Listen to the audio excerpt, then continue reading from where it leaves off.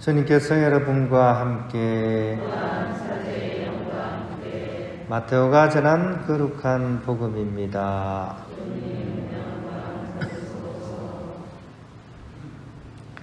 그때 예수님께서 제자들에게 말씀하셨다.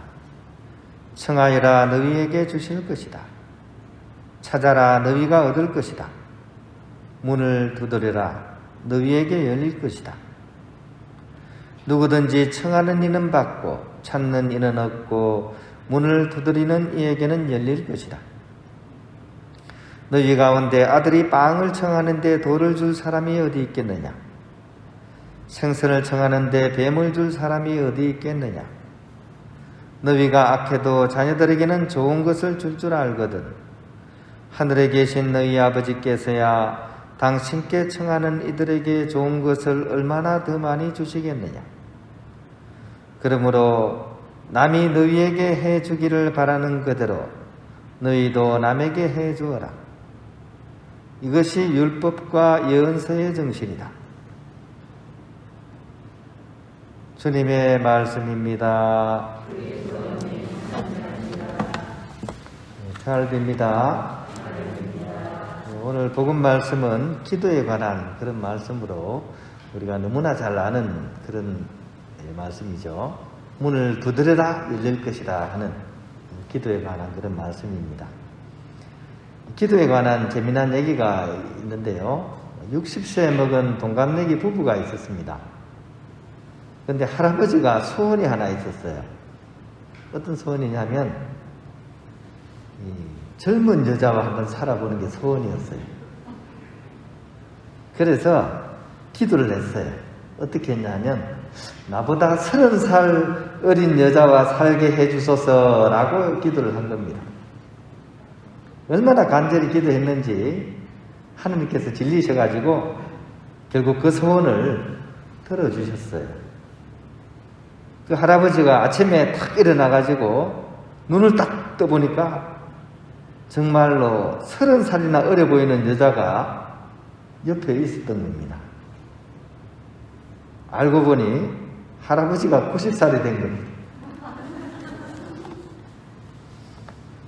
기도는 도깨비 방망이가 아니죠. 평소에는 기도를 안 하다가 어려움이 닥치거나 또 간절한 그런 바람거리가 생길 때 우리는 기도를 하곤 합니다. 그러다가 응답이 없으면 이내 실망해버리죠. 이런 기도 생활, 이런 신앙을 하는 사람을 우리는 유아기적인 신앙이다라고 부릅니다. 어린애하고 큰 차이가 없는 거죠, 그죠? 사탕 달라고 막 떼쓰는 어린애하고 같다는 얘기입니다. 그와 반대로 성숙한 기도인은 하느님의 마음을 헤아릴 수 있는 사람입니다. 논미아 세뚜아 그러잖아요, 그죠? 나의 뜻이 아니라 하느님의 뜻을 이렇게 추구하고 그분의 뜻이 나에게 이루어지기를 기도하는 사람. 이 사람이 진정한 신앙인입니다. 왜냐하면 하느님께서는 나보다 더 나를 잘 알고 계시기 때문입니다. 내가 나를 잘 아는 것 같지만 내가 나를 잘 모릅니다. 아침에 여러분 머리카락 몇 개 빠진지 모르시죠? 그죠? 근데 우리 성경에 보면 머리카락 숫자까지 다 헤아려 두셨다 이렇게 얘기하죠, 그죠? 직국계도 신학교 다닐 때 저기 신학교 신부님이 막 얘기하시더라고요. 하느님은 너희들 이 똥구멍 주름 숫자까지 알고 계신다. 이렇게 농담을 하면서 하느님에 대해서 우리가 온전한 마음으로 그분의 뜻을 이렇게 추구해야 된다는 걸 이렇게 강조하신 적이 있습니다. 그런 믿음을 가지고서 우리는 이렇게 하느님을 향해서 또 이웃을 향해서 나아갈 수 있어야 됩니다. 말도 많고 탈도 많았던 2022년 대선이 이제 끝나버렸습니다.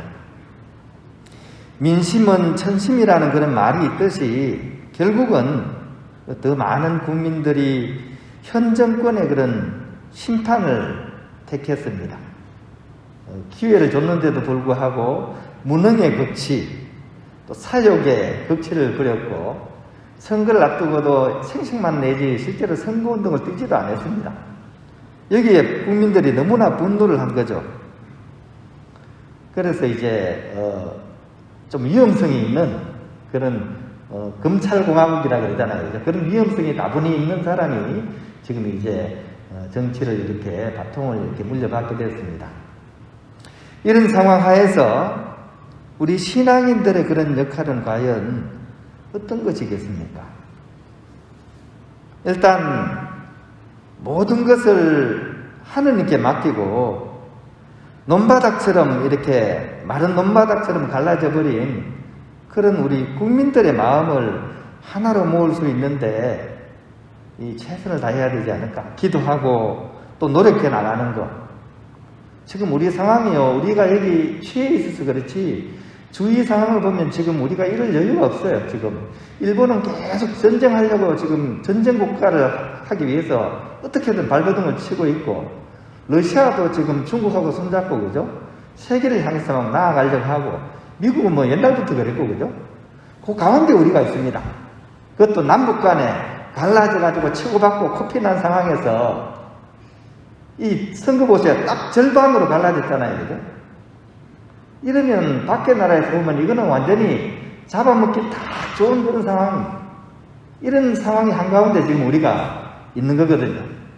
그런데도 우리는 거기에 지금 취해가지고 이때까지 거의 몇 달 동안 계속 싸웠고, 어제 싸우고 나서도 오늘 풀리지 않은 사람들이 절반 이상이 됩니다. 그죠? 이런 상황에서 우리는 다른 어떤 것보다도 빨리 우리가 다시 우리 마음이 하나로 될 수 있도록 기도하고 노력해 나가는 것, 이것이 가장 급한 일이지 않겠는가 하는 그런 생각을 해봅니다.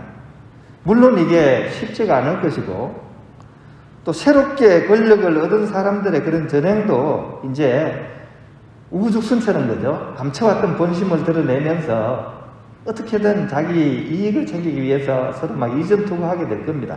그 모습을 우리가 앞으로 보게 될 거예요. 그래서 온 국민이 30살 젊은 여자를 얻으려고 하다가 30살이 팍 늙어질 수도 있는 그런 앞으로의 날들이 이어질지도 모르겠습니다. 그럼에도 불구하고 우리는 오늘 새로운 마음으로서 새로운 시작을 해야 될 것이라고 이렇게 생각을 합니다.